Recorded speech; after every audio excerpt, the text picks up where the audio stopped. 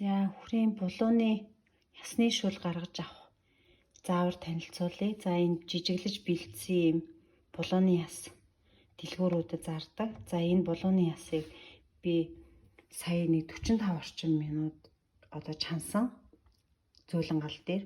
Тэгээ энэ ихний шүлөө юулээ тасгаад дараа нь дахиад хүүт ус хийгээд ингээ хоёр дахь чаналтаараа 6-аас 8 цаг чанана. За буцалсны дараа бол пилетний зааврыг 3 руу оруулж болно зөөлөн гал дээр 6-аас 8 цаг. За энэ ойролцоогоор нэг 600 орчим грамм булууны яс байгаа. За энэ ясыг 5 орчим литр усанд чанж буцалгана. За эхнийхээ шүлийг юулъя.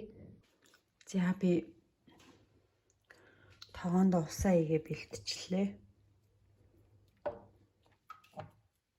Энэ ингээд чөмөгтэйгөө байгаа учраас буцалж явах явцад тосолоод нэтгэлийг нь байнга авчих шаардлагатай.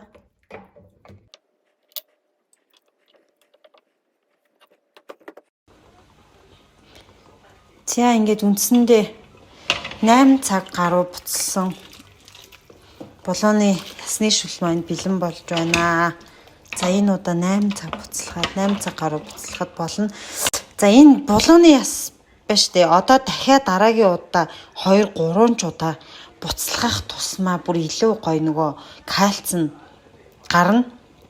Энэ одоо юм шаргал өнгөтэй харагдаж байгааз яг бүр үнэхээр гоё кальц нь гарсан үед цав цагаан болдог байгаа шүү. Тэгэхээр дахиад буцалгана. За энэ ясаа шүлээ хөргөөгөөд нэг удаагийн цаасаа айган бүр хүрснийхэн дараа нь жижигхэн хэмжээгээр савлаад хөлдөөгч нь тэгээл хадгалч нь тэгээд яг одоо шаардлагатай хоол хийх үедээ